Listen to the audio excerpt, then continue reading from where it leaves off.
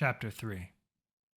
Brandon always volunteered for the 3 to 7 shifts, in part because he was happy to let his troops sleep, and because he couldn't. His hands were wrapped up with old pieces of cloth and some old medical tape his sawbones of a medic had found. A few painkillers and a shot or three of whiskey dulled the pain, numbed the cold, and kept him awake. Not that there's a major reason to be out here, in the middle of nowhere anyway. He knew it was better to be prepared and aware of an impending attack than not, but the longer he was out here, the more he saw the same old snow fall on the compound, the easier it was to let his mind drift. He had hoped the mornings might help him focus, but instead he spent the time thinking in the cold rather than in a cot. Now he was letting Nyala's words slip in his head. She was still playing Jack's games, still screwing with him to make him better. The old man couldn't be dead. The thought he had wasted 10 years preparing himself for a mission that would never come. Bullshit. He knew that attacking her like he did the day before could only make things worse if the old man was really gone. There was no purpose for him out here, and leaving the men and women who had come to trust him with their lives wouldn't be an easy thing to explain.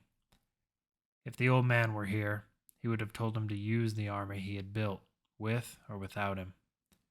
Brandon knew he wasn't a strategist. He couldn't inspire the kind of loyalty the old man had instilled in him. He could keep these people safe here, but if a real threat ever came, it would all fall apart. He had built an army for someone else to lead. Brandon refocused on his job and sighted down the scope of his rifle. All he could see was snow. 10 years of endless snow, and all for nothing? His thought process was interrupted by the vibrating that shook his body. As he looked up, he saw Hargraven's hellchopper. She hadn't contacted him, nor had Vels given him a signal for the landing codes. More shitty news. Just what I needed, he said to himself as he reached for his whiskey bottle and then knocked back a swig. Brandon, Bird asking to dock, a soldier said over his comm. It's Hargraven. Let her in, and then get someone up here who doesn't mind the early shift. Might want to send a Sawbones to the hangar, too. Brandon cut his communicator, and then made his way down the hatch, pondering what he'd say, and more so what he was about to find out. When Brandon got to the hangar, he found Nyala sitting on the disembark ramp, her arms crossed over her knees and her head face down. Any thought of anger or vitriol went away as he took a seat on the cement in front of her. Neither of them said anything for a long time. There was no Vels, no Tex, no Edwin. None of them. They mattered to him, but he knew she didn't have to come back to tell him they were lost. A simple comm message would have sufficed after their last discussion, but she had chosen to tell him in person. Nyala lifted her head up at him. Brandon saw tears streaming down her face. Naya. Brandon, please. This is already going to be hard enough, okay? He wasn't sure he understood. He had been through loss before, and so had she, but he decided to keep his mouth shut and opted to fish out a cigar from one of the pouches on his fatigues. There was an explosion at the hospital. Happened about 2 hours after your men hit the ground. Damn near took out my bird. My only guess is that they stumbled across a safeguard and tripped it.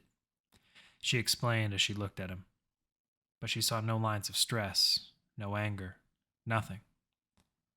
There were hardly any buildings left standing when we got there. Just the hospital, the landing pad nearby. What was in that place, Brandon? The sniper chewed his cigar for a long moment, then spit some of its tobacco to the side. Old world secrets. The logs in the computers we were able to break into mentioned other facilities like this one, but there were never any details of the experiments. All that information is kept on site. I had hoped they would keep some basic supplies that raiders wouldn't be able to find or would be too scared to look for. Same as any other mission. Who's cold now? She replied. Old man's dead, right? Dead or off the grid? He said sarcastically as he put his hands up in the air, revealing his bloody wrappings over his self-inflicted wounds. I'm past the acceptance stage. I'm past that part of my life. 10 years only to have you show up now, and again to shit on everything I've slaved over for 10 years. Brandon stood up and looked away from her, then went to lean on a fuel barrel. Unbeknownst to him, the tip of his whiskey bottle exposed from an open pouch on his belt. Naola shook her head and pointed at the bottle. So drinking counts as acceptance now, Brandon. It's fucking Russia, woman. I'm cold. Brandon reached back for the bottle and lobbed it to her. And it looks like you are too. Get out of that skin suit and grab some furs. I'm tired of talking at the door. Naola looked at him confused. Here he had just ripped into her, but now he was being welcoming. She knocked back a swig of her own from the bottle, then lifted her arms up towards him. Brandon pulled her up and then pointed across the hall. Bell's room is... He stopped himself. Was the first one on the right. All his stuff is clean, so feel free. I'll be in the mess, frying bacon. He didn't say anything else and made his way for the opposite hallway. She was half tempted to just follow him, but the chill in her bones cried out for warmer clothing. She reached for her helmet, lifted the bird's ramp, and then made her way towards Vels's room. The furs fit Naola well, much to her surprise, though she did make a few adjustments around the waist with the blade in her belt. She stared at herself in the room's mirror for a few moments. She was deciding whether to put her hair back up or let the long brown curls fall to her shoulders. An ugly scar from her team's first encounter with Morrison convinced her to wear it down. The scar ran from her left ear down to her collarbone. It was from a dogfight with other hell choppers and her canopy shattering. After that, she never went into combat without a helmet again. Naola exited the room and wandered around the base for a while. It reminded her of a massive torture chamber out of an old pre-war film. She could admire the solitude of this place, even if she didn't know the entirety of its past. Having seen nothing but death, war, and rebuilding of the new world for most of her adult life made her yearn for this kind of escape. She snapped back into reality when she passed a few of the occupied quarters. Some of the soldiers slept, while others were tying their boots or cleaning their rifles. Others still were playing cards and chatting. This wasn't a vacation spot. It was a fully functioning military base that could rival most of the post-war military establishments she'd seen in Jerusalem and even Australia. When she finally stopped exploring and reached the mess hall, she saw Brandon hunched over an oven, smoke from the crisping bacon spread into the frigid air. "I don't suppose your cooking has improved too?" she asked as she grabbed a clean mug off the counter and poured herself a cup of coffee. "Now what's that supposed to mean? I worked at a Phil's in Calgary before I enlisted, you know," Brandon replied sarcastically. "Well, it's a good thing you're cooking for soldiers and not customers. I could be frying dog and they'd still eat it," he joked. Naola laughed and watched as he threw more slabs of meat down on the grill. "How did you come across all the food?" she asked. "Most of it was stocked and preserved when we got here. Whoever ran this base must have known the war was coming. We haven't heard a peep from Samokolov or his military, though. You'd figure this would be the kind of place they'd try to take back first." Brandon pressed down on the bacon with the spatula, making the meat hiss. "If the Ranger scouting reports are to be believed, this might be the end of their nation. The Russians are falling apart just trying to get basic services back up. Morrison and the other countries never came through on building a cloudbreaker reactor here. They decided to start with China." Brandon reached for her mug, which she passed over, and sucked down some of the warm coffee. "It's all a moot point. They'd have never made it within 50 meters anyway." He passed the mug back. Naola hesitated as she was about to speak again. She was tired of the deception, and she knew Brandon was smart enough to have seen through it. He was circling around home, the old man and her, until she was ready to tell him. She knew it was ridiculous, but the old man wanted Brandon evaluated. Jack wanted to see if the man could be trusted with responsibilities he had failed to uphold 10 years ago. "Brandon, the old man," she paused. "You weren't wrong. He didn't fall off the grid and die. He's very much alive." The sniper didn't stop tending the bacon, nor did his facial expression change. She expected at least a burst of anger, but he never took his eyes off the grill. "Newsom and his fucking tests." Brandon sighed and began flipping the meat. "I know it isn't easy, but he had to be sure. And now he knows he can get the best from you. You've changed, and for the better." Even if the pain you've had to deal with left you scarred, you have more nerve. You've survived. You've become a natural leader like I always thought you would be. I get it. Brandon still didn't turn around. He must have an impressive new team. Every word from his lips made her regret doubting him. She couldn't believe his foresight. He had been building a small team just like before, but they all have reign over the mission. The old man is funding and supplying them with locations and potential specialists. Finally, Brandon turned to face her. And I'm one of them? Naola nodded. Huh. Tell me something. Was being a bitch part of the game? To toughen me up? Don't pretend I enjoyed it, Brandon. You of all people know I'm not like that. She tilted her head up and planted a kiss on his cheek. Understand, she said. Brandon turned back around to the grill and gave her a nod. Good, she said, putting her plate in front of him. Now make me a plate. After breakfast, and about an hour of working their frustrations out in Brandon's quarters, Naola found herself refueling her hell chopper while the sniper watched. His interest in her, the same interest that was there when they had met, was renewed. Even if Jack would be here soon, it was clear to him that she no longer cared. The sniper smiled to himself. After all the bullshit the old man had put him through, it turned out he had molded a man better than he was. To Brandon, that didn't seem too difficult. Naola relayed how obsessed the old man had become with his war on Morrison, and how unhealthy it had become, how he was willing to do anything to stop his old nemesis, even if it meant recruiting street rats that would only encourage his behavior. Brandon knew they'd have to work out an explanation. If Jack didn't care, then they could all go on like nothing had happened. But if he did, then Naola would leave him and the war behind. The thought of that frightened him, because Brandon couldn't just walk away. Like the old man, this war was his fight, and he wasn't about to throw away 10 years just to move on. I'm not sure what I'm going to say to Jack either, Brandon finally said. Naola hadn't noticed him creep across the gangway. We left you out here too long, she replied with a sigh. Stop thinking that. What matters is that we got to have each other. He doesn't get that chance anymore, he said sternly while patting her on the ass. His confidence was swelling now where it had been low before.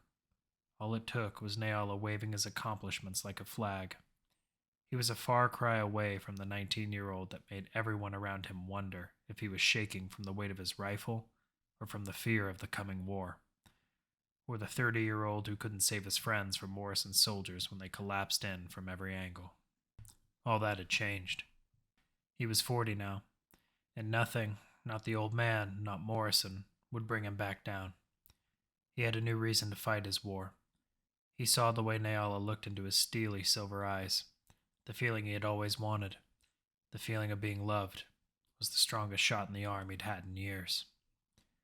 Naola felt the same way after being cast aside from the old man. All those years ago, the old man had told her to watch over Brandon, but she was sure that even he couldn't have predicted how the sniper had evolved.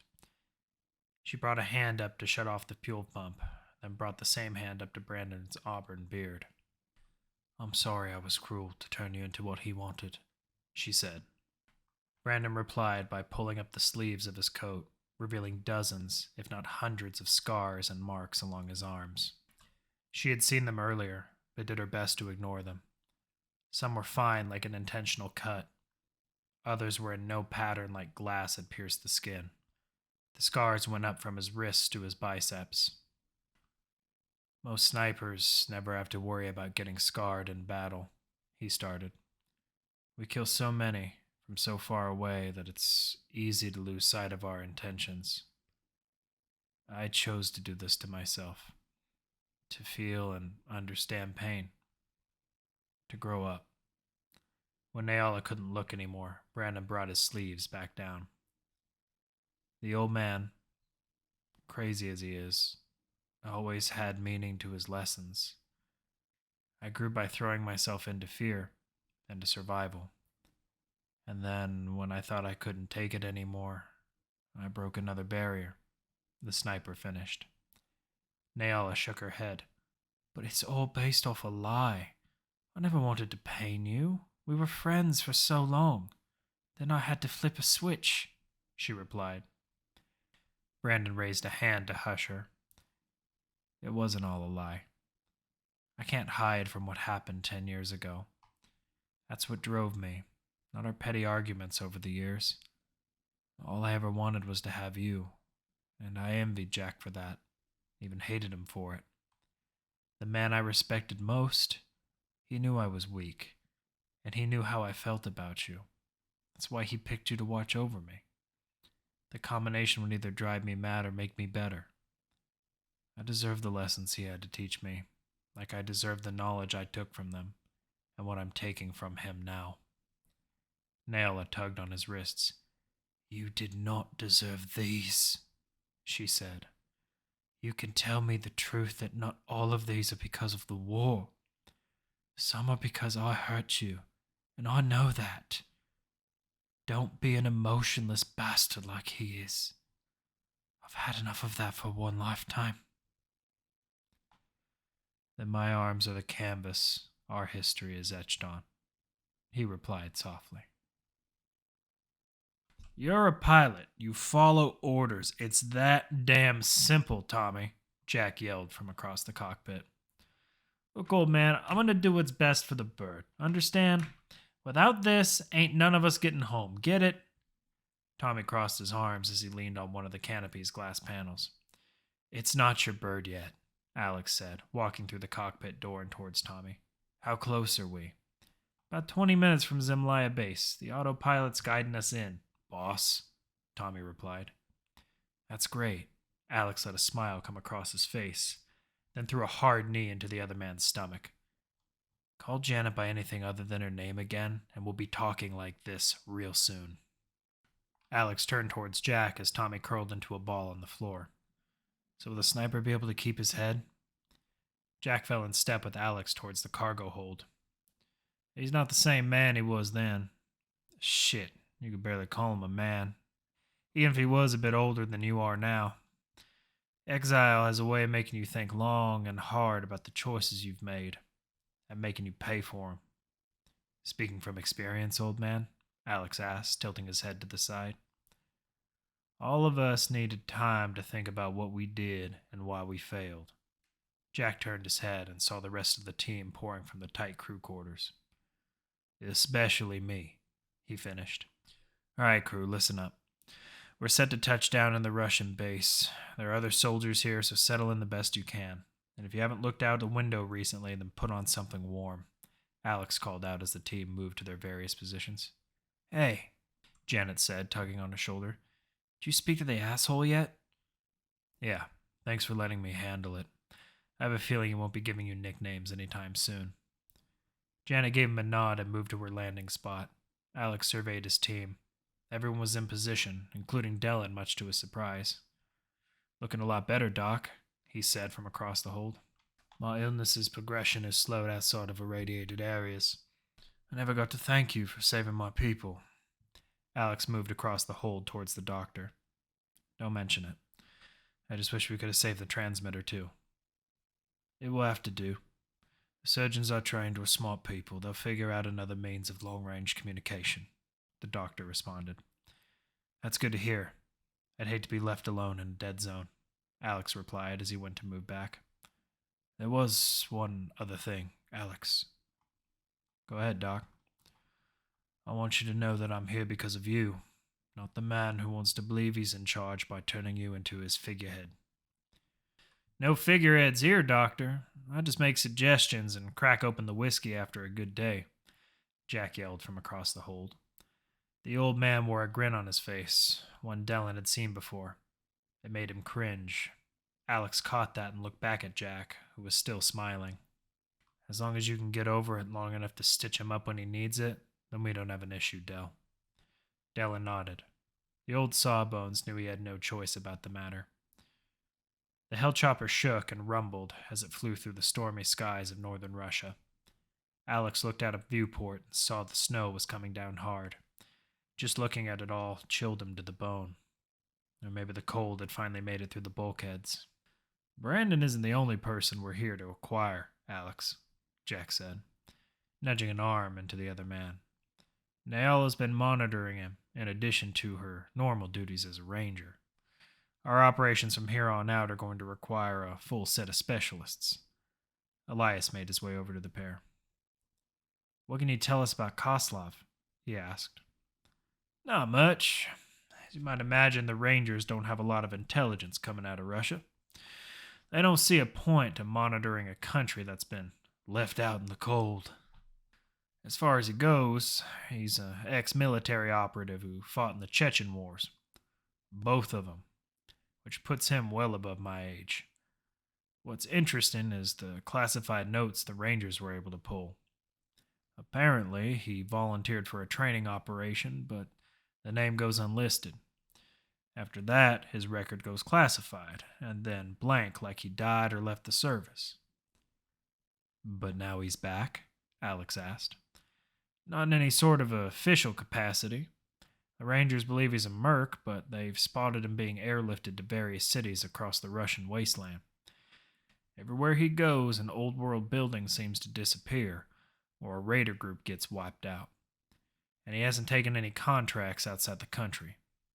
Anyone who had knowledge on him or the operation he was involved in would have to be dead for him to maintain that kind of anonymity, Elias said. Which means there's a reason he's working here. There's no other reason to stay, Jack replied. Where would we begin to find him? Alex asked. I have a few ideas, but we'll work that out when Brandon's in the fold, the old man said. The conversation stopped when the crew felt the inertia of the craft descend. Alex hated that feeling. It was like falling off a building, a fear from when his father crashed their plane all those years ago. Landed smooth, Tommy said through the comm. Opening the ramp. Brandon watched as the hold of the hellchopper illuminated off the fluorescent lighting. Though he had long ago figured out how to stifle visible emotion, he was still taken aback by the size of the old man's new team. He counted 8, then remembered the pilot. Jack was the first down the gangway, while the rest of the team began unloading their cargo. Impressive setup, Jack said with a smile as he stopped just short of his former teammate. Not meant to look impressive, sir, just function, Brandon replied. Jack turned his head sharp, surprised at the man's sense of authority. You're not going to try to kill me too, are you? The old man asked frankly. Dale already tried that. Brandon's face didn't betray laughter or joy. He knew Jack was sizing him up, testing his mettle. He wouldn't succeed. Brandon stared back coldly. 10 years of lies and games, Jack. All I want from you is answers. Like, why come back now? The sniper asked. Jack's smile widened as he reached into his combat jacket, searching around for his flask. I had to be certain that you developed the ability to react to situations rather than shy away from them, the old man said as he unscrewed the lid and threw back a swig, then favored a glance towards the hallway passages. Thank you, Brandon said evenly. Even if he had grown to detest the man he had once respected, Brandon still felt a begrudging respect for him. Jack had helped him become the man he was today, or at the very least, put him in the situation to grow. Thank yourself, kid. You made the team, the old man uttered. The sight of Nyala covered in as many furs as Brandon surprised the old man as he redirected his attention towards the hall. There you are. I was wondering, Jack started. No, you weren't, she said coldly before striding beside Brandon. Alex and Elias were watching the conversation from afar before they made their way over as the others continued hauling cargo. Survived your time in Pommyland? Nyala asked as the pair approached. Alex ignored her and held his hand out to Brandon. The sniper shook it before quickly receding. Alex Velasco. Brandon Dewey-Goo. The sniper reached for the cigar in his pocket and popped it in his mouth, and then dipped his head towards Nyala. She told me the old man put someone else in charge of this mission. Alex glanced over at Jack, who was beaming a huge grin, but it wasn't right. He had assumed Nyala was with the old man, but something had changed. What the hell is going on, Jack? More games? Alex asked as he crossed his arms. Brandon looked confused, as did Nyala. Jack kept his same smile. This is an old friend. Finally taking from me what he wanted for 10 years and passing his last test. Test? Naola blurted out. You used me? Look at it that way if you want. I never lied about anything I said to you, but we both knew he always wanted you more. Seems he's found his ambition, Jack replied harshly. Now that's all over, and you two are better off. The old man took another long swig. Alex was disgusted with yet another manipulation. Every day, Elias was starting to seem increasingly right about his initial reticence. It was no longer about a fear of blatant betrayal, but of Jack getting caught up in one of his own games. Brandon was still coming to terms with Naola being correct about the old man's drinking, but he had always seen the old man as a pure authoritarian leader for so long. But now he saw the truth. Jack was as human as he was. Then his mind shifted back to Naola. The old man had been playing her for the same 10 years, maybe longer. All that intel I gave you. When the Rangers find out how you, she started to say. You'd be court-martialed and left for a firing squad, and I'd have one less person to walk into hell with, Jack countered. She looked at Brandon, who kept his stony facial expression. After what he made me say to you, after this forced exile, you'd still fight for him? She was pleading more than asking, but Brandon's mind was already made up. Despite what the old man had become, Brandon's instincts won out over Jack's cruelty. I scraped together an existence out here for 10 years to get the chance to sight down another one of Morrison's men. This isn't about a tyrant anymore. I need revenge. I need to prove myself. Naola shook her head at him and then stepped away, then looked up and glared at the only other man she had ever loved. I won't be there to help you, she said towards Jack before looking back at Brandon. I'm sorry. It's time for me to go back. Naola stammered her words. Back to Ranger HQ. I've been out of their loop too long. Brandon was dumbfounded. Within minutes, everything had changed. Again. You won't fight Morrison? He asked, though he already knew her answer. Not with him, she said, pointing at Jack. Maybe I can convince the other Rangers to help. But I won't. With those words, she stormed off to her own hellchopper. Not gonna stop her, kid? Jack asked, taking another pull from his flask. Brandon didn't bother to watch her exit. He'd deal with this new, yet utterly repeated pain another day. Alone.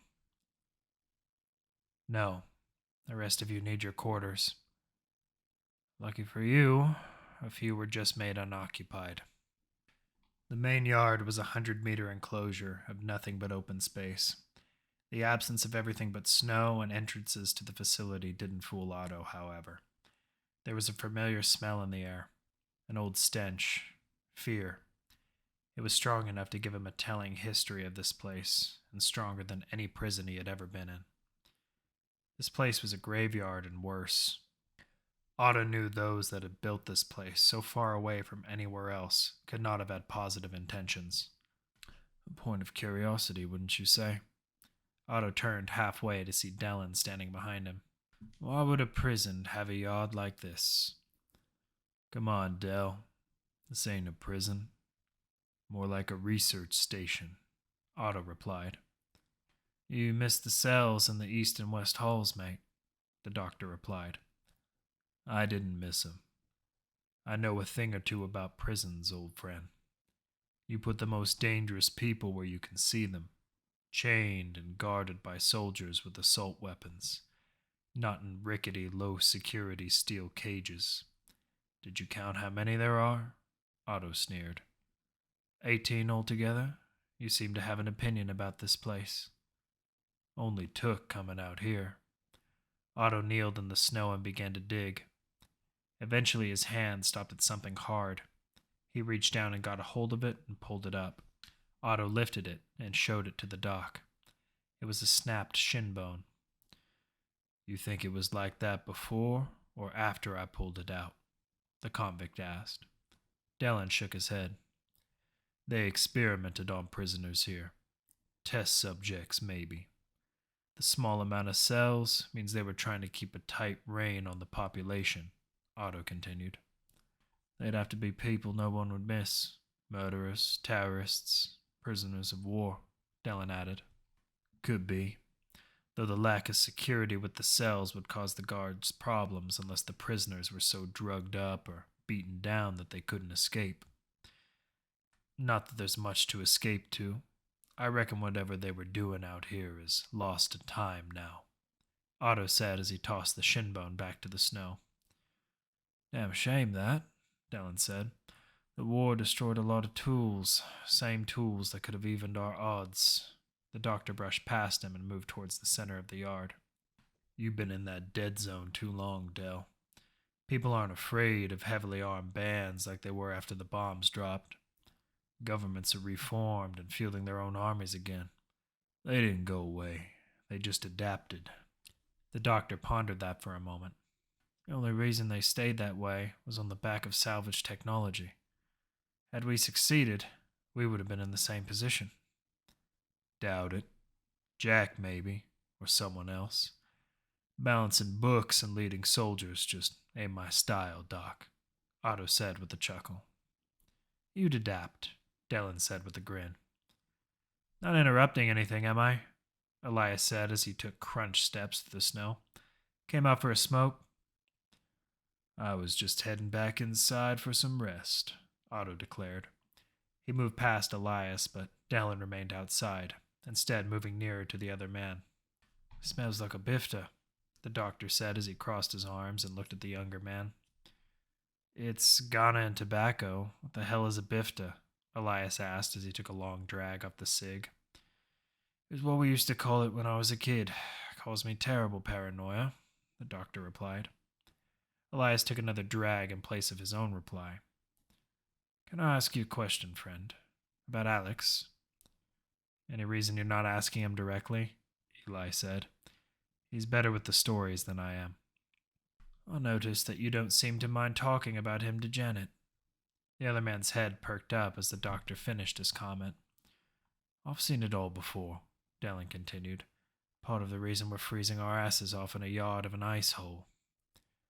You think I'm like our new friend in there? Elias asked as he blew smoke rings and refocused back on the yard. I think you're walking the same path. Arrogant, quick to put off conversation, and in love with someone you just met. This isn't your old life, Dellen replied sharply. You don't know a thing about me, Doctor, but I know plenty about you, Elias said. You know what Jack tells you, what Alex tells you. But nothing's ever that simple, is it? The doctor countered. Elias shrugged his shoulders. I have doubts, like anyone else. Even if it's something I disagree with, I can still look at what I've done and see some benefit, like saving your people. Going into a dead zone was the last thing I wanted us to do, but off we went. Elias dropped the Ghana roll into the snow. What about you, Doctor? We came from a place named for hell, but you lived it. Did 10 years in a dead zone teach you anything? Dellen thought a moment before he spoke. There had been many lessons, more than he'd learned in his previous time with the military, and even more than his time with Jack.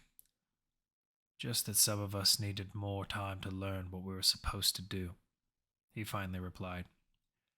Elias knew he meant Jack's suicide mission.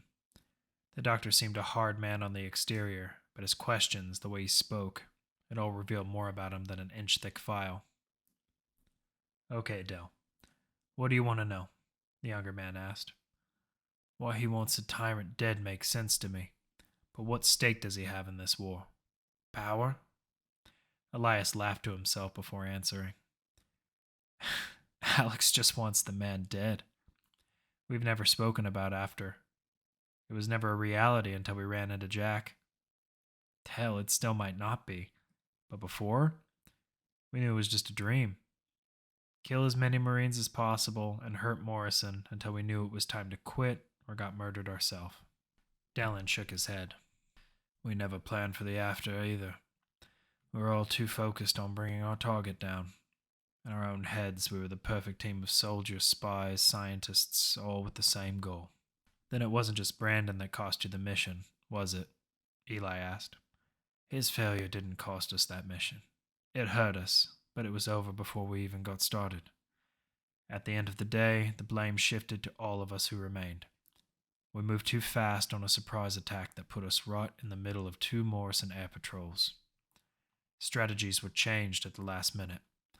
We weren't in the right mental state. Jack pushed us weeks before the planned date. That was around the time that Morrison's father died, and he went into hiding. We never had a better chance of catching him in his tower. Not a single man or woman in our team said no. Elias grasped for another cigarette and offered it to Dellen.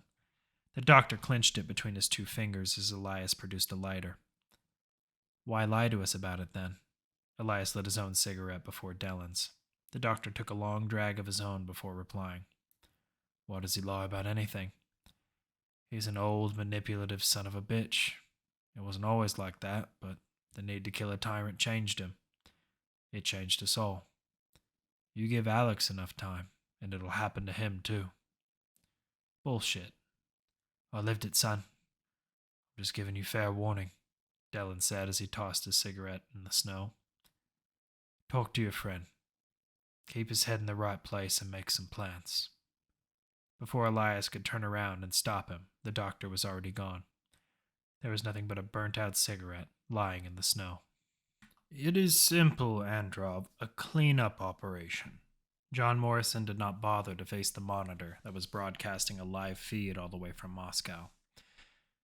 Everything is always simple with Americans. We're still working on restoring lighting and plumbing, and while you bask in your towers with limitless energy, replied the Metalodor General Yaroslav Androv. Where are the aid packages we were promised, or the engineers that were to build our Cloudbreaker reactor? Morrison continued to stare out of his window, unfazed by the General's questions. Cloudbreaker is my technology, General. Did it ever occur to you that I might hold the reins on who gets to use it? Morrison turned, but the General had no response for him. In America, men step on top of each other to develop new ways to either kill or protect each other. This, General Androv, is new purgatory, and I am at the top. While others create weapons and new strategies, I built a monopoly on defense, Morrison explained as he reached over his desk for a glass half full of dry gin. You will let my soldiers into Moscow and provide them shelter and information about our enemy. And in return, Androv replied. Morrison took a long sip from his glass, eyeing the construction efforts of his city. In return, I'll continue to keep our little secret about your old world science project. And then you'll have the Tsar contact the Jerusalem Council for their aid. The general grew visibly angry. Damn it, John, you can't just... You have 48 hours to comply, or my men will move in regardless. Morrison out. John Morrison tapped a button on his keyboard, and the image of the furious General Androv winked away into darkness. To Morrison, the man was nothing more than a peasant to be used to his own advantage. Russia was one of the few remaining powers with any political clout, but compared to New Purgatory, Berlin, or Sydney, it was little more than an organized dead zone. For years, Morrison's father had attempted to improve the condition of those countries that were left less than fortunate after the war. John found it to be an incredible waste of time when one could be rebuilding here at home. He had believed that with a solid foundation, he could make New York into the New World's leading financial, militaristic, and scientific capital. That success had come at the cost of his father's life. Thousands of filthy rioters hated his reforms. Change always had a price, though. Even he couldn't have predicted the violence that saw his father beaten, shot, stabbed, and hung in his vacation home of all places. It wasn't until after John himself identified the body that the rioters realized the folly of their mistake. Receding from the public eye was a feint for the changes he made to the economy's infrastructure. He created an initiative that called for construction workers within his own private military. Hundreds of men and women with either no future on the street or those in the towers with a sense of silver spoon nationalism enlisted. When Morrison finally emerged, it was as if history froze for him. Everyone wondered what his first move would be. It didn't take long before John Morrison found himself in front of a microphone, a pedestal, and a handwritten speech at his father's funeral. He spoke coldly about beautiful matters, never once shedding a tear when mentioning his father. Never a smile as crowds cheered for him when he lied about supplying them with shelter and food. The feint had been a grand plan to strike back at those who had fought for what his father believed in, and then killed him in cold blood. He knew his father would have been proud of the goals he had put on paper, but Operation Blood Boil was the true goal. He knew there were many in private circles amongst his towers that thought it was his father's death that pushed him over the edge. Morrison knew it was the assassination attempt that brought the final stroke down on Operation Blood Boil. The same people he had rewarded for joining his military, the people he had given work to when the poor were just waiting around for a handout, had turned their backs on him. Though a select few were able to escape his wrath that day, he made the one he captured suffer, and he would make the people they had sought to defend suffer, if only for revenge while he rebuilt the world, his world. John Morrison swirled the ice and liquid in his glass and again stared back down at his private monitor. He tapped a button, bringing up troop movements and all their communication channels. He selected a wide broadcast to 3 local tank battalions, assigned to S1 in Astoria and S2 in Melrose. I want smoke rising from your sections by sundown, and whoever you don't kill, forcibly recruit. Foreign affairs are not my concern, General Androv. I want the location of the facility, Mikhail said in his deadened voice. General Androv could hardly believe the man was standing, let alone having dressed himself in a fine black and white suit. His surgeon had set 3 of the man's ribs not 2 hours ago. He could not help but be impressed by the work of his predecessors from the old world. The Geraltov data you destroyed helped us immensely. If those creatures we saw on your feet escaped into the wild, Androv started, they would die in the snow, or of hunger. Vladivostok is a graveyard. Perhaps, replied Androv. It was the data that really mattered. Our people have suffered enough because of old world goals. Mikhail's eyes shuddered at that, switching to a thermal view of the general's body. The subtle increase in heart rate was an easy tell that he was holding something back. Like myself? The shadow asked, shuddering his golden eyes again. The general tensed up. Kozlov was a useful asset to rebuilding the nation, but Androv knew the assassin was clawing for clues at his past, clues only Androv could provide. I'll answer one question, Androv said, attempting to predominate the conversation. Mikhail, who had been clenching his right fist under his left wrist, relaxed his fingers. A serrated blade dropped from his sleeve and into his fingers. With all the force in his body, he threw Androv on top of his desk, knocking off important documents and old world-era memorabilia. Mikhail brought the serrated edge to the general's temple. No more lies. What is my full name? Mikhail asked quietly. The general struggled, but Mikhail's strength far outweighed his own.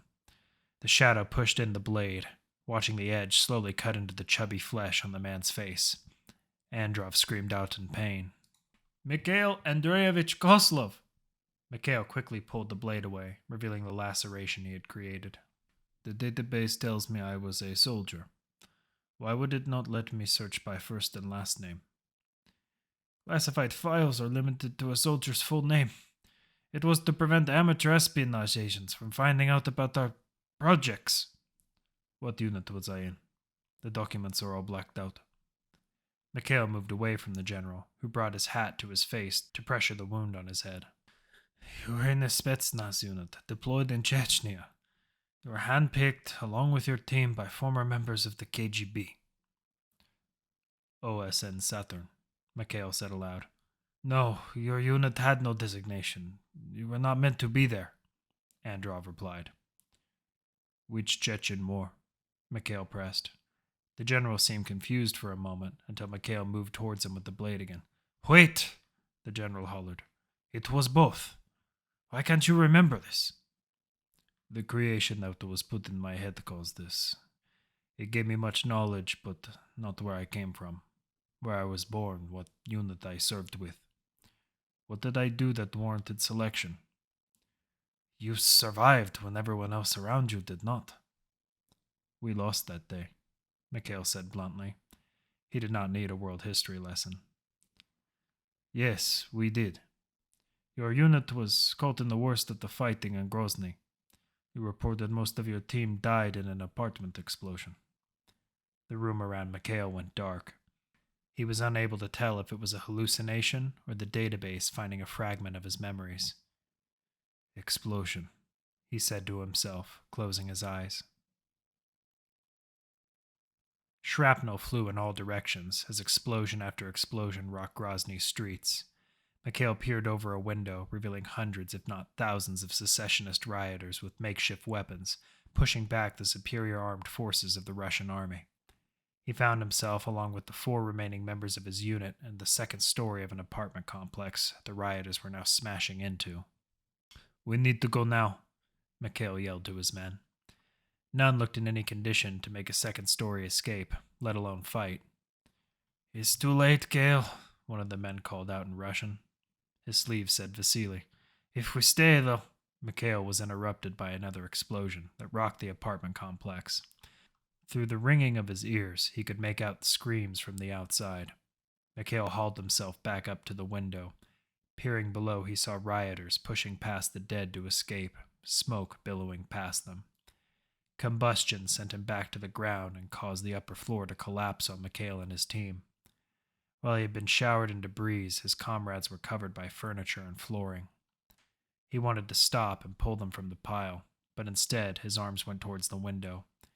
He could feel himself becoming aware that this was an intense memory, one he was trapped inside. Mikhail climbed from the window, spotted a clumped group of rioters, and jumped, crashing into them.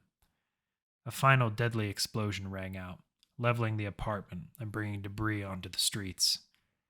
He had left men under his command behind. His mind watched as he fought through the crowd and into the side streets, escaping death from the secessionists, too busy cheering on the destruction to notice his uniform. Again, darkness. Mikhail was standing in front of a bleeding, yet bemused General Androv. "Koslov, are you—" Mikhail put up a hand. "The project that altered me. Would it still have the information I seek? My background, who ordered me created, the studies?" His voice was cold. There was no emotion that the general could detect. "I do not want to upset you, Koslov. You can only hinder my progress, General. There is little I know other than the name, Project Shadow. It was considered a success and the remote base was abandoned. Apart from the start and the research data, there was no follow-up. It was to be destroyed with all the records, but the situation with China put that on hold. There is a chance the base survived the bombings from the war, but I do not know where it is located. I never visited the facility myself." Mikhail reached into his suit jacket and pulled from it the key card he had found in Vladivostok. "A group of mercenaries ambushed me after I gave them a chance to live. I found this on one of their bodies. It gave me a memory like you did just now." Mikhail extended it towards the general, who grasped the card, looking at it curiously. "I have a program that can run its location, but Mikhail, please." The shadow shuttered his eyes, scanning readouts of the general's body chemistry.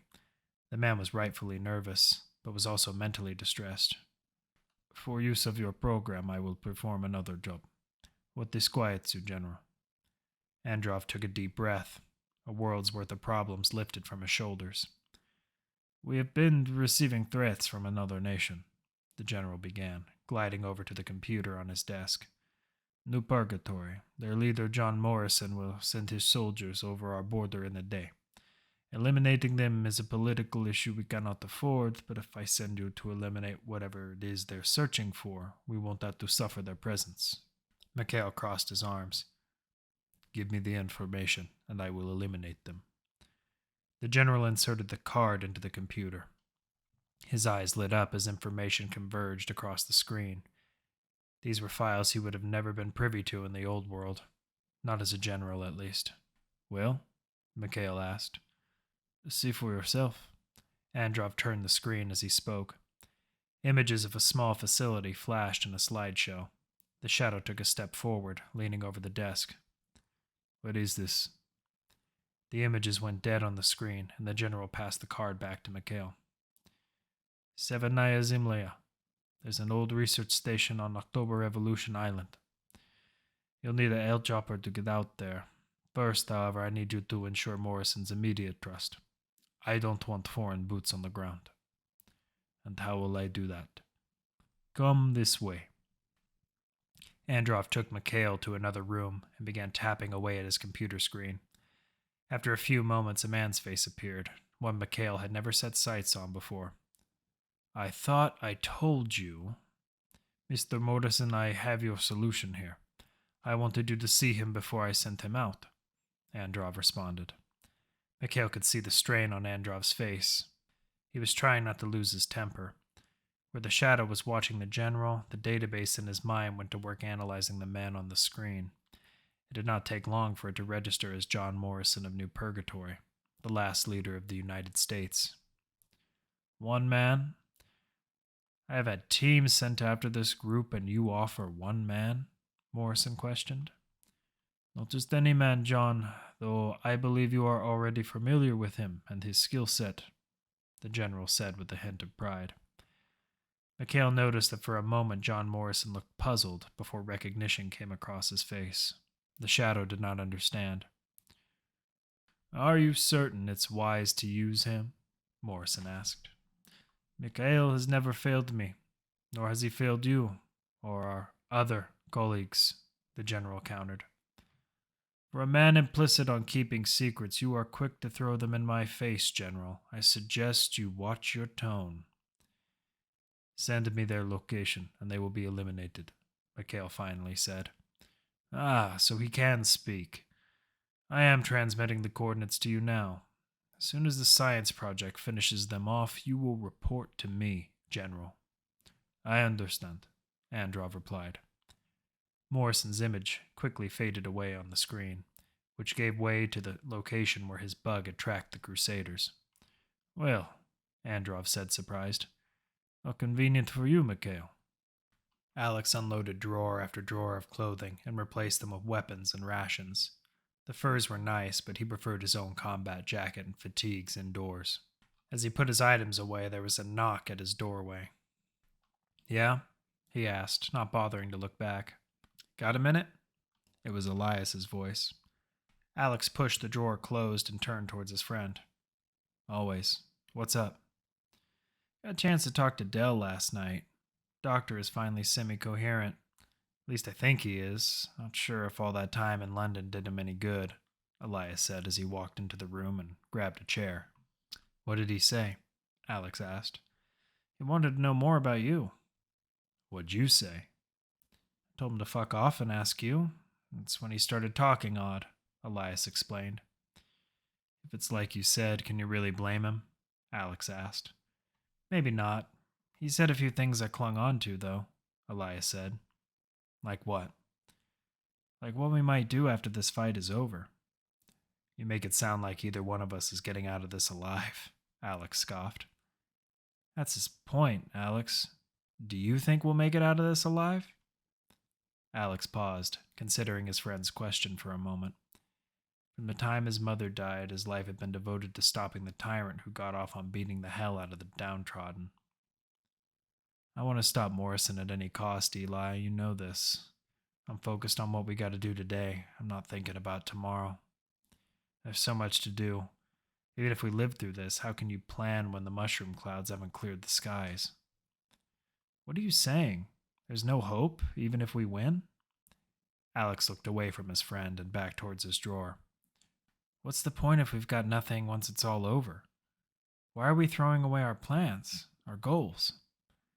Elias's tone wasn't angry, but for so long he had followed his friend without so much as a question. You're shutting down the parts of life you don't want to see, Elias. It's why you hold back every time Janet asks you about the stadium or where you got your gun. Do you even remember those other people? Alex's words made Elias freeze, but he knew his friend wasn't wrong. Yeah, I remember pushing past women and kids too small to know what the hell was going on, Elias replied. But not their faces or their screams as the stadium burned around us. Remember the family we saw cut down in front of us? Elias could remember, but he didn't want to. Alex, come on. I remember, Eli. I remember Marines in their gray-black camouflage armor dumping gasoline in the stands, lighting fires and laughing while shooting into the crowd. That day, Morrison took away whatever innocence we thought we had, whatever our plans or goals that we thought we had. The people who died, he took away a hell of a lot more. I won't let him off the hook because the rest of the world is too busy or too selfish to care. You didn't say anything about after, Elias reiterated. Alex looked back at his friend and shrugged. I don't have a plan for after, Elias. My life is this fight. My plans are how to hit Morrison where it hurts. If there's an after for me, then I'll keep fighting. That's what I know how to do. That's all I know how to do. That's what Morrison's world bred us for. Elias sighed and shook his head. Just do me a favor. Don't turn into the old man. Don't put all we've learned and the people we've met beneath that goal. You already know how that ends. Try to imagine what comes after. Other than more war, more fighting. Are you? Alex replied as he went back to stuffing his drawers. Yeah, I have, Elias said as he moved to the doorway. I'm going to relax on a beach in a part of the world where the war never touched. With that, he left the room. Alex shook his head. The naivety of his friend could bother him to no end. Being compared to the old man, after all the defiance Elias had showed him when they first met, was stinging. Alex knew his friend had good reasons for listening to the doctor, but there was no reason to focus on the end when the goal was still in question. Relax on a beach, he said to himself sarcastically. With everything packed in his quarters, Alex decided to head to the mess for a quick bite. As he meandered through the dimly lit dungeon-like halls, thoughts ran through his mind of a cramped space filled with soldiers from all backgrounds that chowed down on ill-prepared slop. The reality was different. The mess hall was well lit and obsessively sterile. Alex had been correct about the soldiers, but it was only a small group, probably on their off hours. For a low-key base in an area completely displaced from the rest of the world, Duigu's soldiers seemed well trained. From the corner of his eye, he caught Tyler, Janet, Otto, and Layla sitting at one of the long tables in the far corner. They were laughing and carrying on. Glad they're having a good time. Alex decided to make his way straight for the plates and grab food from the hot containers he could find. Hey, Alex, come sit with us, Tyler yelled from across the mess. Alex was hoping to elude them and escape back to his quarters. His gun still needed cleaning, there were plans to go over, and he still couldn't get a good hour of sleep. Are you coming over or not? Tyler yelled again. Yeah, just let me grab something to drink, Alex called back. Shit. Elias might just be right. Alex grabbed the first pitcher that was near him and poured whatever it was into a cup. He tried shaking the thoughts of what his friend had told him, and the workload he still had to finish. He wasn't an antisocial man, but Janet and Otto were still unknowns to him, and that made him want to shy away. He set his plate down beside Layla and for the first time looked down at what he had grabbed. No meat there, kid? Otto said, pointing a fork with meatloaf attached to it towards him before chomping it down in a single bite. Steamed broccoli, fried potatoes, and a glass of what looked like milk. The leader of the ragtag band didn't care, and instead stabbed at his meal, taking a greedy bite of his own. Anyway, Eric and I are knee-deep in Syrians, about 3 miles from Damascus and without any refugee backup. Otto pushed his plate aside. The large man donned a tank top, which Alex thought was insane in temperatures like these. Then this kid, small boy around 8, runs up screaming, "Tank! Tank!" Layla poked Alex in the ribs as Otto continued his story. You all right? You look dazed, she whispered. We could talk about it later, he replied, feigning a smile and stabbing at more of his food. Layla smiled back and put a hand on his leg. She had seen right through him. Why even lie? Came down the road, but we didn't have heavy weapons. Alex looked over at Tyler, who seemed thoroughly engaged, though it may have just been the booze making the story more interesting than it really was. Jack comes rolling in with 4 jeep loads of refugees from the tank's blind side. So we rise with covering fire to buy more time. Alex felt like he had a solid grasp on the big man. It was impossible to imagine 10 years in a cell, but he could confide in the convict's need for revenge. Didn't even get a chance to fire. Refugees had RPGs. Sure, the old man smuggled them out of somewhere. All this shit was happening when now? Tyler asked, slurping from his glass. 2012. World was probably in its earliest stages of falling apart. We got sent all over the globe that year. But now fires, Jack said, setting a plate down beside Tyler. No one had heard him enter. That's right. I'm still that good, the old man said, giving a startled Tyler a wink and taking a bite of bacon. Glad you're only telling him the good stories. Not that those battles mean anything anymore, the convict shrugged. Why don't they mean anything? Tyler asked. Because they're no more fucking Syrians. They all died when the bombs fell, Jack replied harshly. Probably went to a half-dozen different countries, Otto continued. The Koreas, Pakistan, Sudan, Iran. Shit, where didn't we go? You forgot Prague, Jack added. Fuck Prague, the convict replied as he tipped his glass towards the old man. That was our first cooperative mission with Dell. Went off without a hitch, except when Otto fell behind, Jack explained. Oh, here we go. Otto let out a sigh and focused back on his food. Intel said we were up against insurgents. Surprised the hell out of all of us when we saw it was the new Red Army, Jack said between bites of his meal. Alex noticed that the old man was eating light, some greens and one slice of meatloaf. Our superiors called it a precursor of what was to come. If any of us had died that day, the war would have come a lot sooner. That was our first impossible mission. There's this cemetery in Prague. When the sun is just setting, it lights the place up with golden rays. Otto was pinned down in a house behind it. I stuck to cover, timed my shots, and killed a lot of Reds. Huh, Otto huffed. You told it a lot more heroic 10 years ago. Jack grabbed his plate and stood up. Enjoy breakfast, everyone. Looks like you have more guests. As the old man exited, he passed Elias and Janet, both who went and grabbed food before joining the table. Modest is new on the old man. He saved my ass that day, and he wasn't bullshitting about the implications either. The Reds could blame the freedom fighters for their losses. We didn't have that luxury. If any of us went down, they could have declared it an act of war. Americans weren't supposed to be anywhere near the place. The old man could have left me there, but he didn't. How was it you got into the military in the first place?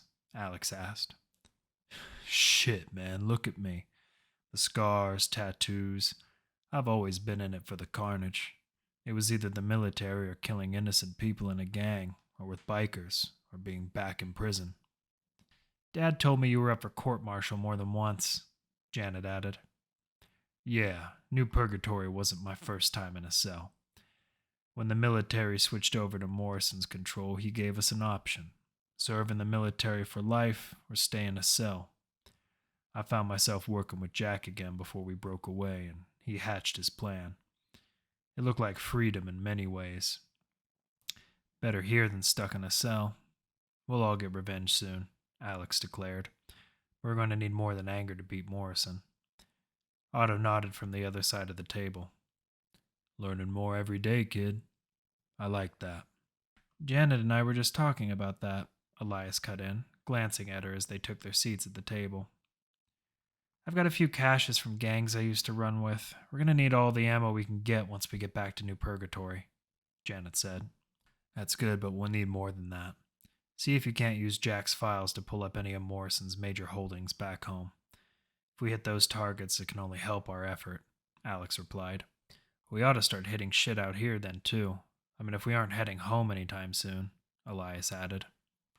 Agreed. I'll talk with Jack and see what he knows, Otto boomed as he moved from his seat. Enjoy the downtime we have right now.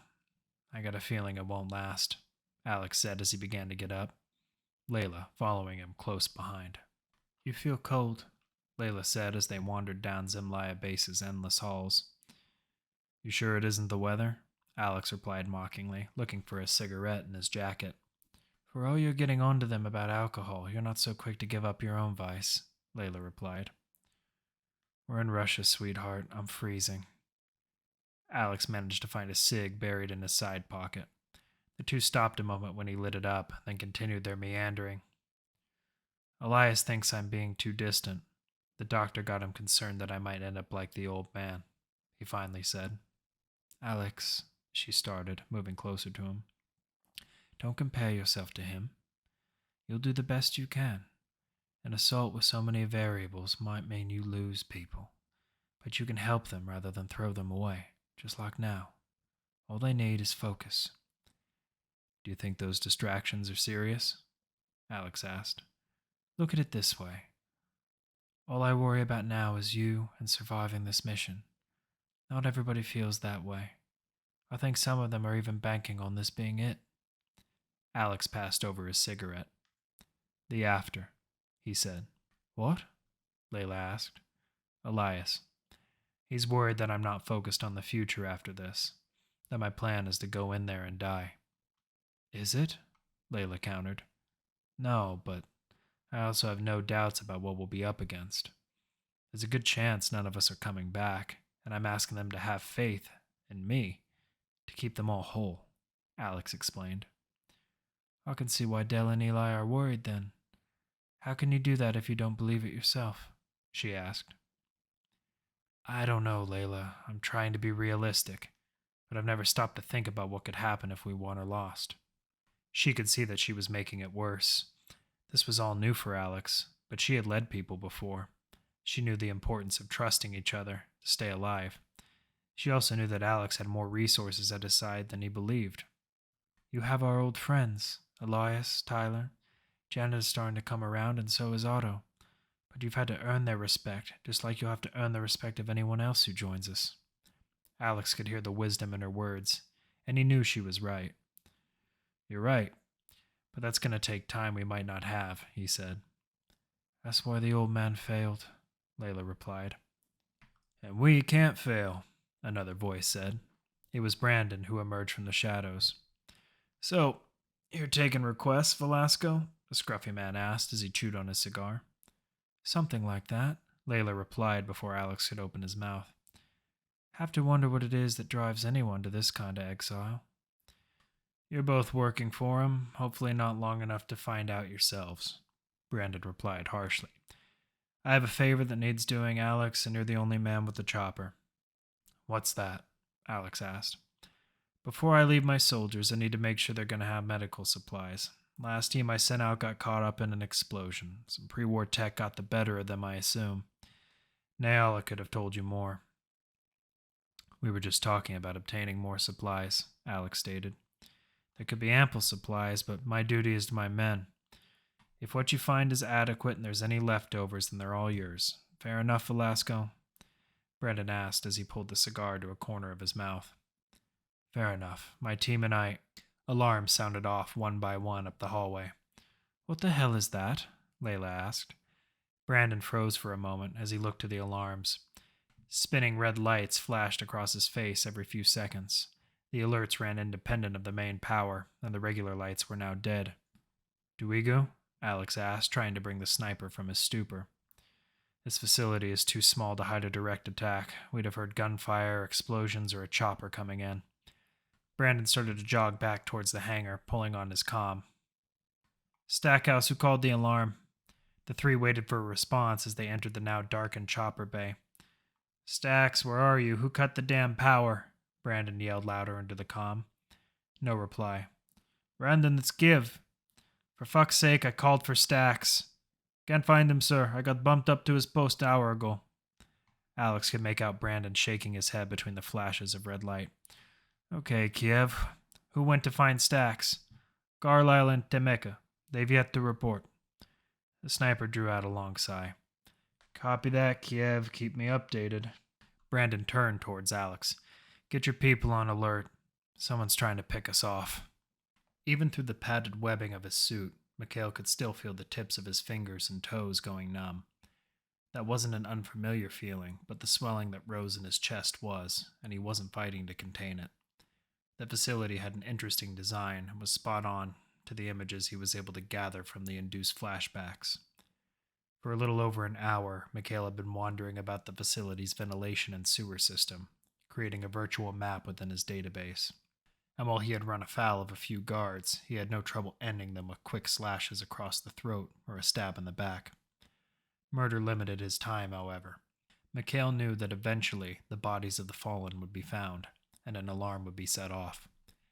He was hiding now in the underground generator room and running through the electrical systems in his head. He had cut all power to the lighting and heating, yet the alarms and, worse, their spinning red lights continued. Mikhail could feel himself getting lightheaded. It was another symptom of a flashback, another outburst from his lost memories. No time for that now.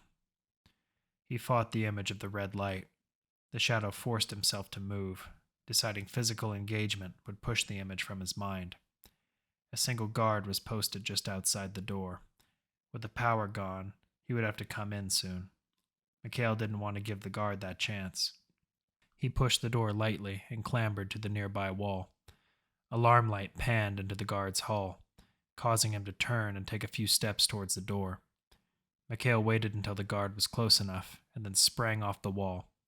He struck the guard with a leg, buckling kick before grabbing the head. The shadow reached for the blade strapped in his boot, held it upwards, then extended his arm out. In one furious thrust, he punctured into the guard's lower back, causing the man to scream out in pain. Mikhail twisted the blade until the man went limp, then placed the blade back in his boot sheathing. The noise was sure to be picked up by the soldier's comm unit, so Mikhail moved back to the ventilation system, using his database to lead him through the tight turns. With the power cut, his goal of downloading information from the lab was out. Curiously, old video footage the database had found suggested the labs had been locked until recently. The keycard had proven useful, but it was luck that had brought him to the base for the leader of New Purgatory. Morrison wished to waste his skills and time hunting down a petty mercenary group, but the shadow was only focused on his own needs. It was the needs of others, he theorized, that had taken his old life away. Mikhail pulled himself around another vent corner, sliding easily across. He could not have predicted the flares of red light as he pulled his head up. Mikhail tried shifting his eyes, but it was already too late. The halls. He was in the halls with spinning red lights surrounding him. He was nearly naked except for the long serrated blade gripped tightly in his right hand. A fresh coat of blood dripped from it and across his chest, but this time it was not his own. In his mind he already knew his destination, but still he was forced to relive the harsh cold on his naked bandaged body. Mikhail forced himself behind a column. 2 soldiers ran by at a hurried pace, both carrying large automatic weapons. As they rounded a corner, the shadow pulled himself from his hiding place and continued down the flashing hall. He was trapped in his own head as he watched the escape attempt. Before the database. There was a wall and console between him and the hangar bay, a slot for a keycard he didn't have. Again, Mikhail had come so far only to fail again. The first of many attempts. He pounded on the door furiously to no avail. Within moments, there were squads of soldiers covering him with their guns. One of them attempted to pull the blade from Mikhail's hands, to which the shadow replied by driving it into the soldier's thigh. Another struck Mikhail with the butt of his gun and knocked him back into darkness. A thin layer of dust from the vent had formed on his limbs while he slumbered. Drool slid down the side of his face, and while the red light still spun, Mikhail no longer had a reaction. He wondered if he would ever gain control of these outbursts. The shadow wiped his face on his wrist and began following his waypoint again. The database raised a message marked urgent at the corner of his vision as he sojourned down the narrow shafts. Laboratory backup auxiliary power online. A backup generator, Mikhail said under his breath. Through the database, he attempted searching for a live camera feed, but they were all offline. The shadow shifted his vision to heat-seeking. As he neared the lab, a slender outline of a man appeared across the room. The ventilation ducts ended before the lab. Mikhail assumed it ran on a separate system for sterilization purposes. With no other options for infiltration available, he unfastened the nearby grate and dropped down into the hallway. The shadow hurried to the door and ran the keycard through, and then opened the door before shifting his vision back to normal. He couldn't recognize the lab, and it didn't cause the same lightheadedness that some of the other objects in the base had. The frail man working behind the terminal he needed was also an unknown to him. Mikhail reached down for his blade and tiptoed forward. "You're arrogant, you know that?" the man said as Mikhail quickened his pace. The man swung around under Mikhail's thrust, then bashed him in the head with a utensil tray. Mikhail went to thrust again, but stopped short when his eyes fell upon a syringe in the man's hands. "Forgot you had a reflection, eh, mate?" The man lunged at Mikhail with the needle, but the shadow jumped back and brought the hilt of the knife down on the man's hand, knocking the syringe to the ground. The man threw a punch with his other hand, catching Mikhail off guard, then went for his blade. "Tell him what the hell's going on in the lab," a voice yelled over the intercom. Mikhail threw a headbutt at the momentarily distracted man and sent him to the ground. He briefly considered killing him, but knew it was only a matter of time before more soldiers would arrive. Mikhail ran the general's card through the computer, and the project data instantly popped up. With the pistol strapped to his chest, he discharged a bullet across the lab and into the door panel, and then began sorting through information. There were files with hundreds of names. All were marked with either subject or personnel. He recognized none in the subject field, aside from his own name. Each subject was either a military prisoner or a soldier who had performed heroic acts in the line of duty. The personnel were almost all Russian military. The few scientists brought on were surgeons, surgical assistants, computer specialists. Amongst that group, one stood out, a technician labeled Cyber Warfare Specialist. Mikhail was already tired of attempting to put two and two together. He brought up the project memo, searching for the answers he needed. Project Harvest Shadow. The edict has been passed. Should you be receiving this message, then you have the privilege of being part of the future of espionage and ground warfare. The Tsar has made it clear there will be no moving beyond our currently established borders without an inherent advantage over the United States, the People's Republic of China, and the European Union. To do so without such an advantage would mean the end of our nation, as recent intelligence has revealed. To combat other nations, our strength must come from our past. This edict is mandated for the creation of one infiltration unit. This unit will be prototype for our future soldiers should it be successful in the project's goals. Plans for Scythe and Kosh units are to remain on hold until Shadow has met these goals.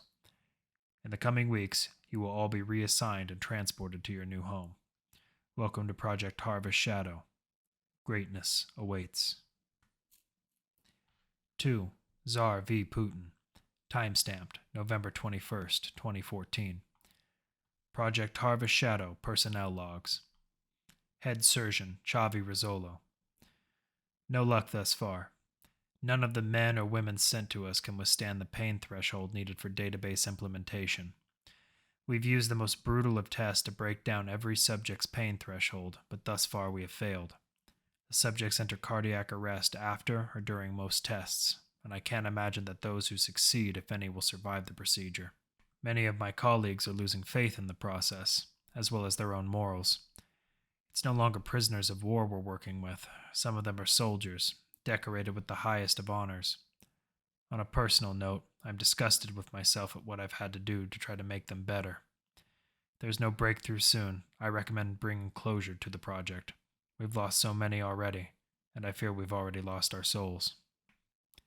Time-stamped October 13, 2015. Head Surgeon Rizzolo replaced by Keely Nirun. Time-stamped October 15th, 2015. Cyber Warfare Specialist Tavak Ro. Nirun is improving tests Rizzolo would have thought barbaric, inhumane, and cruel. After the last test, I can see why. Jamming ice picks into a man's chest does not equivocate to the pain my program brings. It's far worse. Somehow the test subject managed to survive and is in for more testing this week. Though Nirun's tests are ruthless, I can say she's yielded more results in 2 days than Rizzolo did in a year.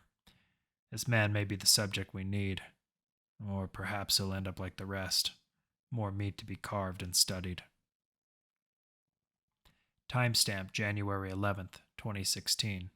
Head Surgeon Keely Nirun. It's a shame Rizzolo couldn't see past his feelings. In a way, I must credit him for revealing our alpha subject. He might have closed the project before we ever found him. The past few months have been intriguing. He has gone through varying degrees of pain and every time has beaten death. I would have believed someone was falsifying the reports if I hadn't seen the man's scars myself. I am reordering the initial test I requested that helped us find him. I'm also ordering a mock cyber test with Specialist Rowe. If all continues well, we may be able to expect project completion as early as this year. Timestamped August 24th, 2016. Marked urgent. From the office of Tsar V. Putin. I demand a progress update and full report on why the facility has had power outages 5 times this month. More soldiers are on their way to ensure control. Timestamped August 25th, 2016. Head Surgeon Nerun. Tsar, all is under control at Severnaya facility. Our talented subject has attempted several impossible escapes. All have failed. We believe he knows that his time is short. Database implementation is scheduled for the start of next year. However, the supplication of soldiers is most welcome.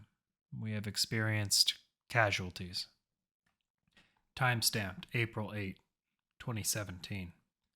Database procedure. Official note. Procedure moved ahead of schedule. Authorization. Tsar V. Putin. Code X00IAER. 10 o'clock p.m. First incision made. Subject under deep anesthesia. EKG remains stable. Dr. Rowe prepping light optic transfer. 10:05 p.m. EKG elevated. Spikes in the hippocampus. Of no consequence. Subject experiencing minor spasm in legs. 10:15 p.m. Subject had to be restrained. Pain pulled him from anesthesia. Deathly screams. Attempts to close eyes. All failed. EKG far above normal levels. 10:25 p.m. Subject has passed out from pain and pain suppressors. Dr. Rowe assures the database is almost finished downloading. EKG falling. Subject may not survive. 10:27 p.m. Database download finished. Procedure successful. Awaiting subject revival. Camera feed available. Dr. Rowe. Optic gear removed. Pry open his eyes, Nerun. Dr. Nerun. Done. How will we know if we've succeeded? Dr. Rowe. First, if he's survived. EKG? Assistant. Stats normal, Doctor. Dr. Rowe. Look at his eyes. His pupil has changed from black to white. Dr. Nerun. His iris. Did the procedure blind him? Dr. Rowe. No, doctor, look closer. It's been turned gold. End of camera feed. Mikhail shifted the pages on the screen, moving past the irrelevant data about his torture. He wanted his own file and all its personal history. With the database, he began the wireless transfer. Finally, he brought up the project's director. The computer brought up the file of Vladimir Putin, the deceased former Tsar of Russia. His eerie stare made Mikhail quiver. He tried to turn his head. White was his favorite color, or it was now. Plain ice white, like the snow that fell outside the Kremlin. On this evening, he chose white gloves to go along with the white tuxedo. Mikhail straightened his tie to perfection as he entered the Kremlin's lounge. Though he wore a pair of shaded eyeglasses to hide his abnormality, the man stood out handsomely in a crowd. He was taller than many of the other men there, and his graying hair was cropped close to his head. His facial scars could have been designed by a surgeon, along with the rugged edges of his face. Mikhail approached the bar. "Ah," the bartender said. "Gin," Mikhail replied. At moments, he held a full glass of strong liquor.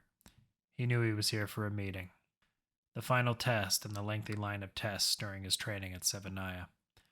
It was to determine his worth. Despite what the researchers had told him, Mikhail knew that at some point he had been something other than their creation. The logic aided him. He knew when he saw the scars across his body, or the place he had been born, that something unnatural had to have taken place to create a man of his talents. There was no reason for his existence, other than what his superiors told him to do. He had been used to kill, given a technological wonder in his mind, and though his progenitors had not planned on it, they had found that Mikhail's cells no longer aged. He was the model of a perfect physical being. but his body felt wrong. The scars he never remembered attaining drove his mind behind the computer mad. Had he lived a previous life, or was he a clone? There were never any answers.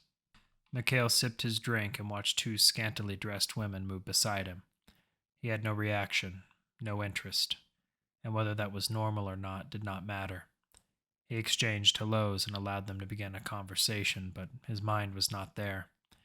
It still seared from the unanswered questions.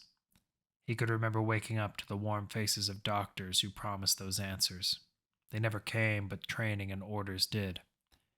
Another well-dressed man came through the entrance and immediately made his way for Mikhail and shooed the ladies away.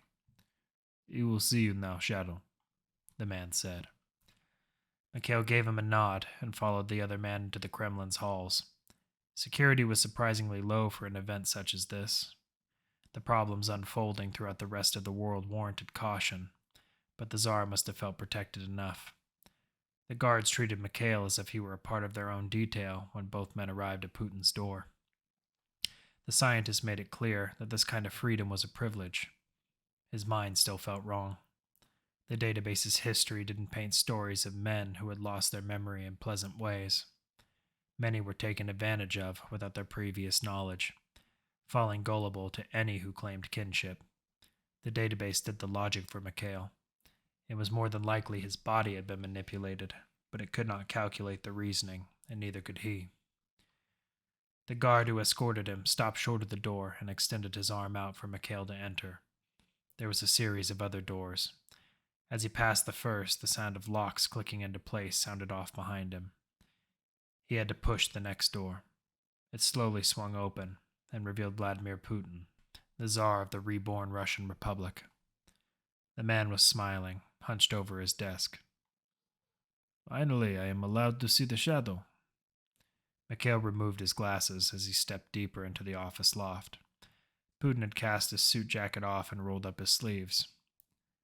"And it is true the rumors about your eyes, forged into gold from the souls of hundreds of fallen heroes. I know that my vision is unique, as are my eyes," Mikhail responded, looking at the many pieces of Soviet paraphernalia on the Tsar's desk. "Do you know why you were picked, Shadow?" Putin asked. "The doctors told me that I volunteered to withstand the great pain, to be reborn into something greater for the country, but I cannot confirm these things. My mind feels lost, as if a piece of it is missing. I know what I am meant for, but not who I am." Putin smiled as he pointed to a rusted sickle held up in display on an old hunk of wood. "You are a harvester of our enemies, reborn to fight for the glory of your country. One man with a nuclear arsenal, but would never encourage a nuclear response. You are a tool to covertly reap our greatest enemies." The Tsar's appearance was calm, though his words were given with intensity. But Mikhail was not moved. How could he be? All he knew of Russia were the facts implanted in the database. "But who am I?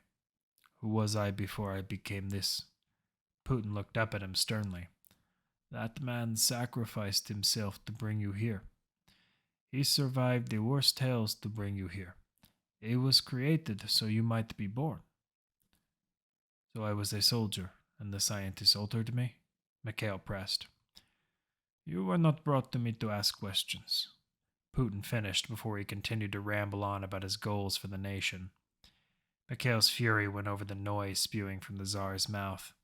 He had no memories, and that was beginning to erode at the mental conditioning that was supposed to be indefinite. "I was promised answers," Mikhail stated.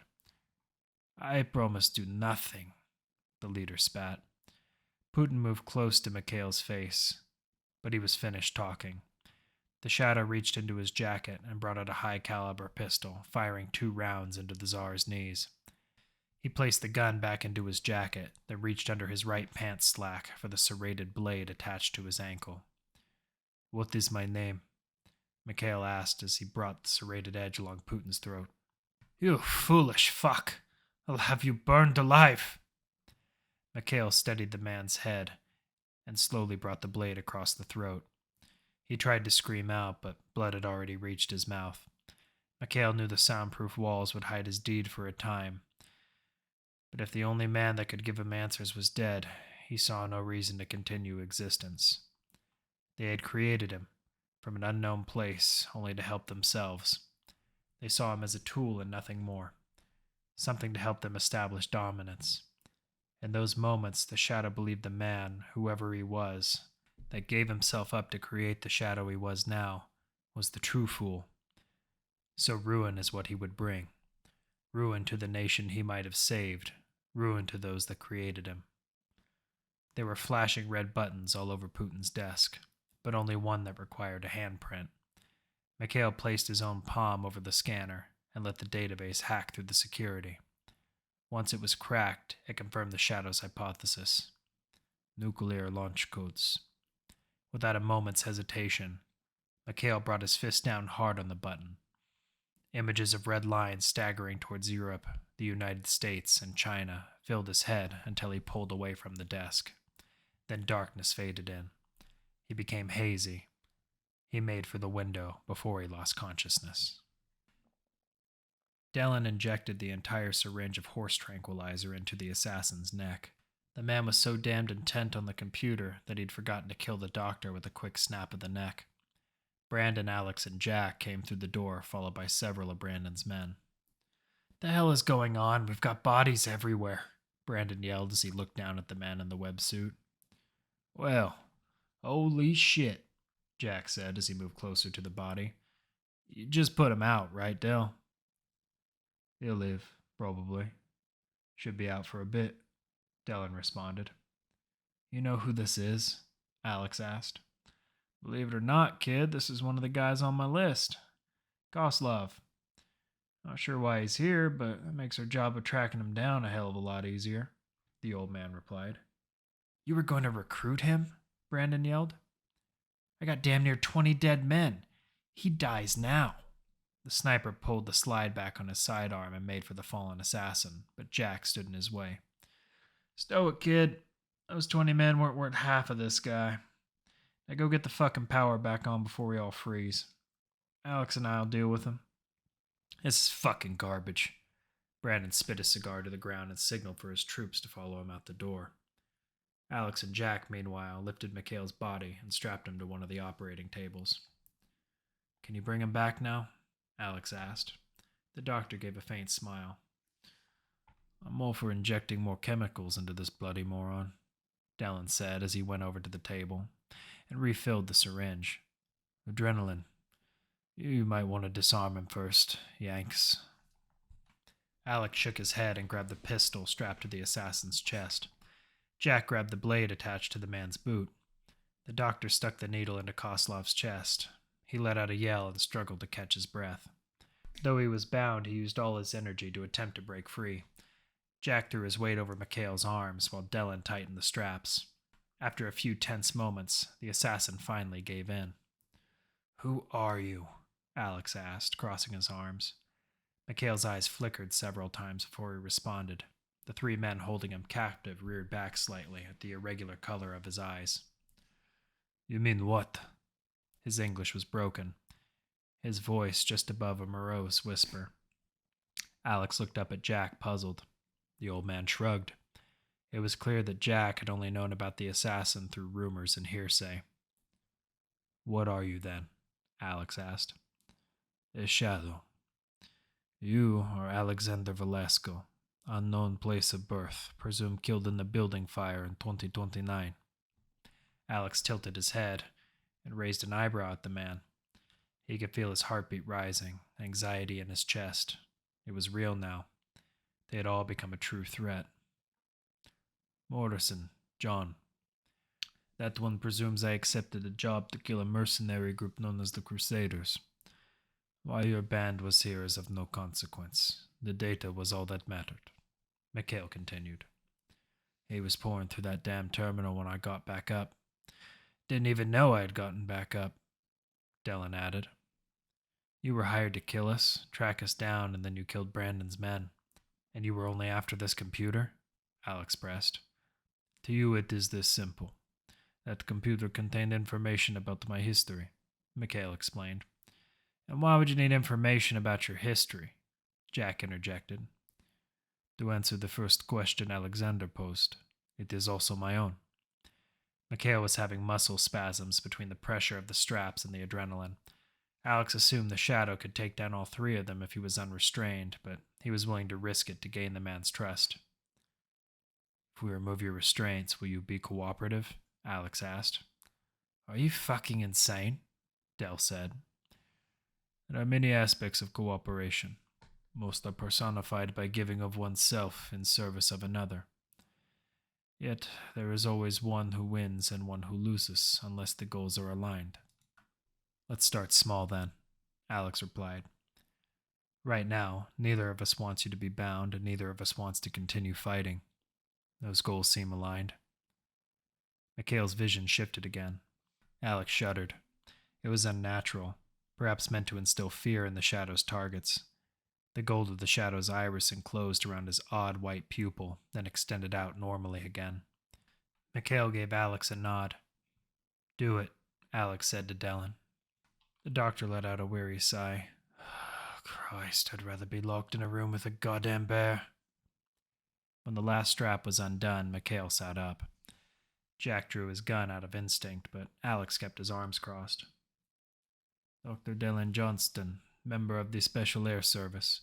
You were stationed in New York City during the start of the Great War. May I have my blade? Mikhail asked. Only if you cut the personal histories red, the doctor replied. Dellen passed the serrated knife towards the shadow, who stuck it back in his boot.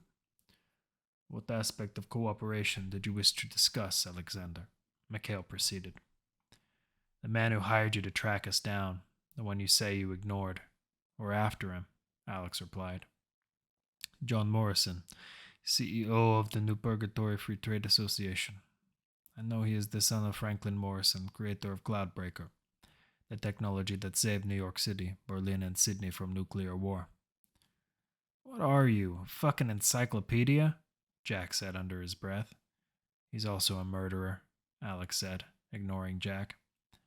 I am unaware of his current history, other than what I have been exposed to.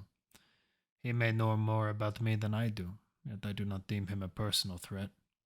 But he hired you directly? Jack asked. No, I had been working for a General Androv. With most political and military structure destroyed, they needed any aid they could acquire. I used their need to attain more information about myself. This ultimately led me here, the Shadow explained.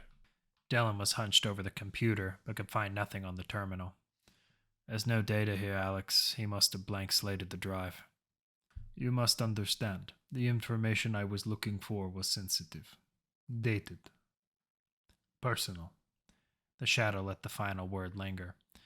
It has been transferred to me, to my brain. The eyes you see are a product of alterations, changed by the former leader of this nation. I was to be his tool. My brain has access to an old world's worth of information, data entries, and troop movements. The labs look more like morgues than treatment centers, Dellen stated. Hundreds of other subjects died here, all for the perfection of the tool in my brain. I was only made aware of all this in the past few hours since my arrival. The procedure severely affected brain function. I have no memory of my life before the surgery. So your name, Alex started, is as foreign to me as this land is to you, Mikhail finished. What do you plan to do? Putin and his country are both ashes now. The Chinese made damn sure of that, Dellen asked. Mikhail did not respond. He knew the truth of the war, but these men had all been affected by his actions. His devastation at the height of confusion, that of which he was still unable to process both emotionally and logically. He, of course, knew what he had done, but many of his memories had been of the past, of his old life. I am unsure. I have been free for some time, however, I am no longer Mikhail Koslov. I would become him again, yet I do not know who he was. That information is what I seek. For now, you're just his shadow, Alex replied. We need your help, your abilities. The man we seek would do the same thing to you again if it meant keeping his power. I would like time to decide. The revelation of the data and the doctor's liberal usage of anesthetics and adrenaline have left me weary. Jack leaned towards Alex. Better if it's in here, he whispered. I'll smooth things over with Brandon. Hell of a thing to smooth over, Alex replied. I'm more upset about the loss of a small army. The old man gave Alex a pat on the back, then exited the lab. Alexander, there was other information about Morrison I was privy to, Mikhail said after the old man left. I thought you wanted to rest, Alex asked. I do, though I do not trust Captain Newsom. There are few outside the Soviet military that knew of my existence, yet he claims to have known me. He may know more about me than I do. Welcome to the party, Alex said sarcastically as he reached for a cigarette. Don't even think about smoking that in my lab, Velasco, Dellin yelled as he spun in his wheeled chair. We're not going to be here much longer, Doc. Besides, I get the feeling Koslov here has more shitty news for me. Alex took a long drag. Indeed. Morrison dispatched 2 hellchoppers heading towards Moscow. They were delayed due to the deal I was part of. However, I have been tracking their movements. They will be here in 1 hour, the Shadow explained. Of course. Any reason why? Alex asked. My employer, General Androv, is a weak man. It is likely that he reported that I have failed, so that he does not have to deal with repercussions from New Purgatory. His instinct for self-preservation outweighs his dislike of American boots on Russian soil, though he would like to keep those same boots out of Moscow. I can't say I blame him. We'll deal with the soldiers. Get your rest and I'll come back. Alex moved over to Dellin. Keep to this lab. This won't take long.